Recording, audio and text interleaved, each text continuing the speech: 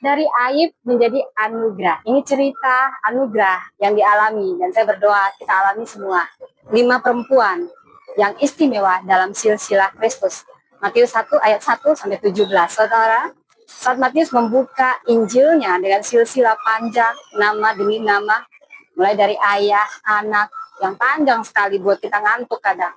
Namun tiba-tiba saudara, ada 5 wanita. Padahal tidak tahu budaya Yahudi saat patriarkal, Batak, mirip banget sama orang Batak Yahudi ini saudara. Patriarkal, nama perempuan tidak perlu disebutkan saudara. Dan pada zaman itu juga memang perempuan konteksnya adalah kelas 2. Saudara, tetapi yang membuat saya takjub, kenapa harus ada 5 nama perempuan, bahkan itu perempuan asing, bahkan ada skandal-skandal, dan ada sesuatu yang bisa dikatakan aib. Kenapa harus dibeberkan dalam silsilah juru selamat dunia ini? Bukankah seharusnya yang baik-baik saja? Dan wanita ini tidak pantas bila kita melihat dari kasat mata. Kenapa bukan ibu yang pertama, wanita pertama Hawa atau Sarah, ibu bangsa-bangsa? Tapi kenapa yang pertama, saudara? Mereka adalah Tamar, Rahab, Ruth. Ini 3 perempuan asing, 2 perempuan Kanaan dan 1 perempuan Moab. Dan mereka bukan perempuan hebat, tapi ada anugerah yang mereka terima, bukan sekedar anugerah dalam aib yang ada dalam hidup mereka, tapi juga karena ada hati yang hancur, ada iman yang benar-benar percaya dan bersandar kepada Tuhan. Dan saya menyebut ini adalah penghormatan khusus buat 5 perempuan ini, dan juga menandakan betapa besar kasih Allah akan dunia ini. Saudara, setiap nama ini bukan sekedar catatan sejarah, ini jejak kasih karunia yang menembus batas dosa, budaya, dan masa lalu. Saudara, kenapa hanya 5 nama perempuan ini dan tidak dimulai dari Hawa, ibu yang hidup? Semua yang ibu yang hidup wajar dong kalau Hawa yang seharusnya masuk list pertama, atau Sarah. Saudara, jawabannya karena rencana redentif Allah. Hawa dan Sarah memang pelopor iman, sangat pantas masuk dalam silsilah, kalaupun harus ada nama perempuan yang dihargai.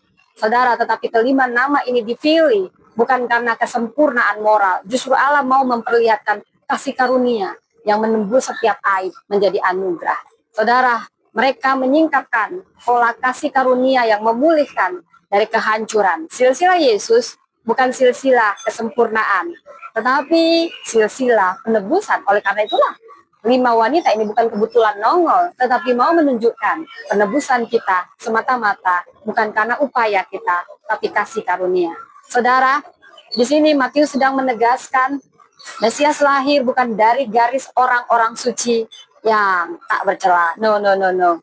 Tetapi dari garis perempuan yang memiliki sejarah, aib yang disentuh dan diubahkan oleh anugerah.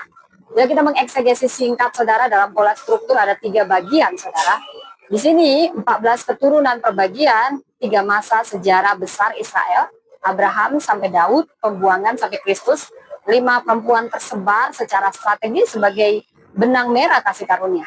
Kelima perempuan ini muncul bukan kebetulan. Tamar, dia menyamar sebagai pelacur, kisahnya di Kejadian 38. Ada aib kalau menyamar jadi pelacur, incest dengan mertua.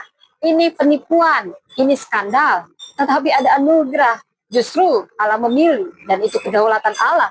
Ada alasan, dan lebih karena kasih karunia, tapi juga karena penghormatan buat wanita-wanita yang berani berdiri untuk keadilan. Saudara, garis keturunan Mesias tetap dijaga, karena ada seorang perempuan yang beriman, yaitu Tamar, sekalipun bangsa Kanaan.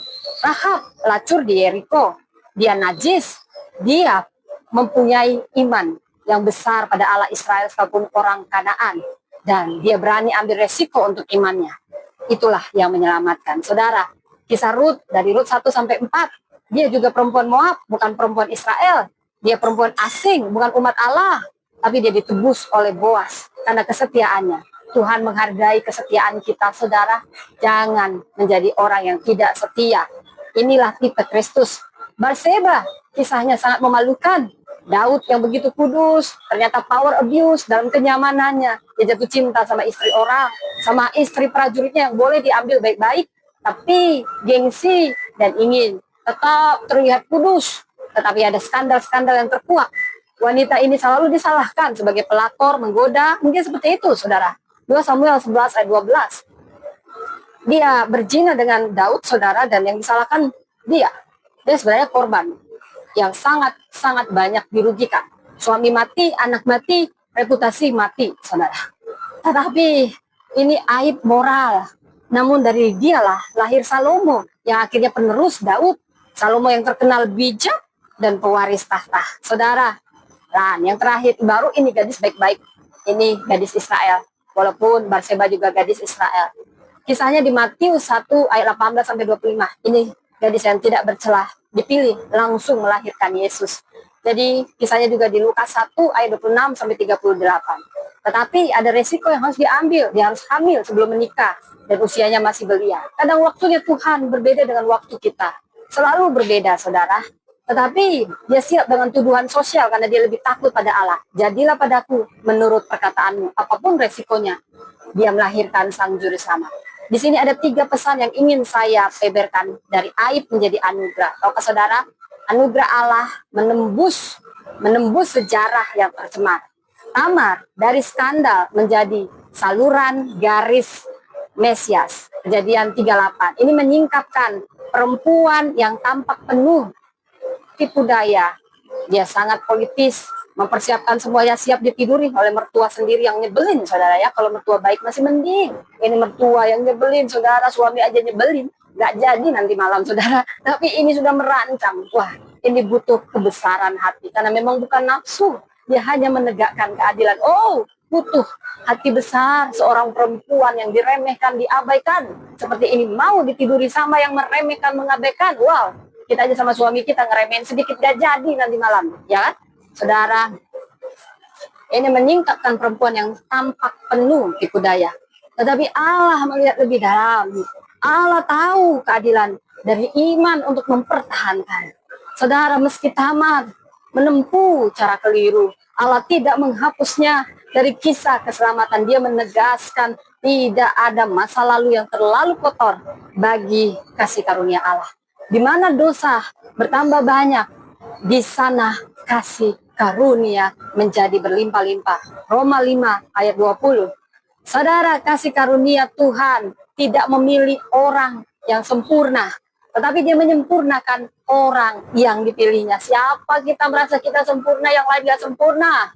Kesempurnaan hanya milik Tuhan. Tapi bukan berarti ece-ece suka-suka, bukan, saudara. Tuhan melihat jauh ke dalam hati. Dia tahu kelemahan kita. Dia tahu perlakuan yang tidak adil yang kita terima. Tapi saat kita meminta kepada Dia, maka kita akan dipenuhi dengan kasih karunia. Saudara, yang kedua, iman sejati mampu melampaui identitas lama. Rahab dan Ruth dari bangsa terkutuk menjadi teladan iman. Rahab, bila kita membaca kisahnya di Yosua 2, dia percaya pada Allah Israel bahkan sebelum mengenal hukum Taurat. Dan Ruth, bila kita membaca kisahnya khususnya di Ruth 1 ayat 16 sampai 17, dia rela meninggalkan bangsanya Moab untuk ikut Allah yang hidup, untuk ikut mertuanya Naomi, padahal Naomi tidak punya apa-apa. Dia hanya senang dan setia. Ini wanita luar biasa. Lalu kita membaca Roma 9 ayat 6. Karena bukan semua keturunan Israel adalah Israel. Saudara, orang benar akan hidup oleh iman. Habakuk 2 ayat 4. Iman sejati sanggup menembus batas darah dan bangsa. Ia menulis ulang identitas kita di dalam kasih karunia. Dan yang ketiga, kasih karunia mengubah aib menjadi altar kemuliaan.